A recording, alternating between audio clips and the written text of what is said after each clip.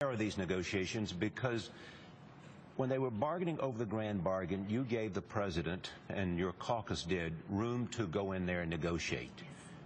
He has that, I assume, again, so he can put spending cuts and entitlement cuts on the table. The president knows our views, shares our values. We respect his leadership, and there's a recognition that he may need our votes. But there's no red line for you and the Democrats in the House. You want the president to make a deal and lay out what he can do. That is true.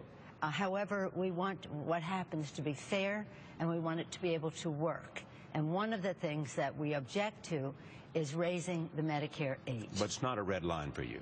Well, it is. It's something that says don't go there because it doesn't produce money. In other words, what do we need here? We need resources, we need cuts, and we need growth.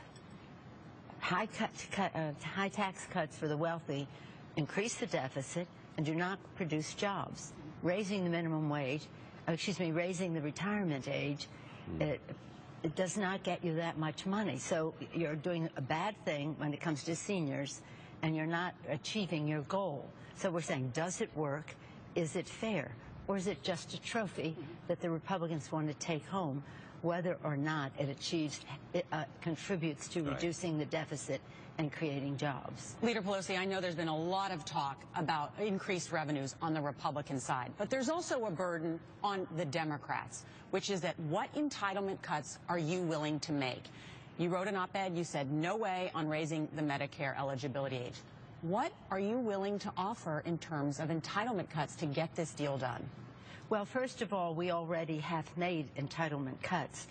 Republicans criticized them, but in the Affordable Care Act, we have over $700 billion in savings from Medicare, which we plowed right back into Medicare to extend its life and to increase benefits now.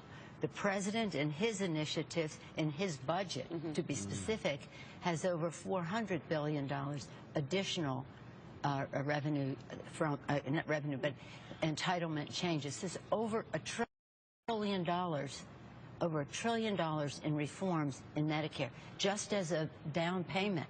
So we've already done that, in addition to $1.6 trillion in cuts, which we've already voted on. So we're almost 2.7 trillion dollars in cuts in spending and entitlements as a down payment. We need to see the revenue. But as a journalist, I look at this, and I don't see Speaker Boehner and the Republicans making concessions on revenues. And I also look at this, and I see the Democrats as not making concessions on entitlement cuts. Yes, there are some that the president has offered. But in terms of larger spending cuts, he has the same spending cuts on the table from 2011. Why can't he move on the spending cuts to move this forward? Well, because if you go beyond $1.6 trillion in spending cuts, pretty soon you have a blueprint for a second-rate nation.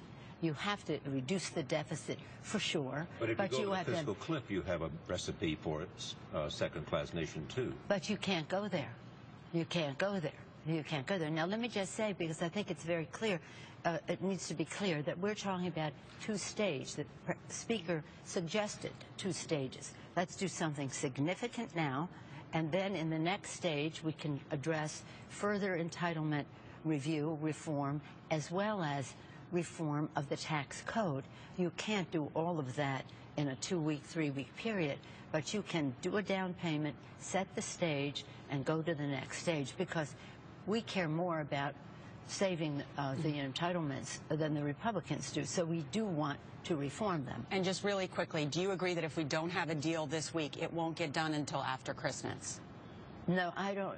I'm more optimistic than that. Okay. I do think that Mr. Boehner is a well-intentioned person. He knows what the risk is.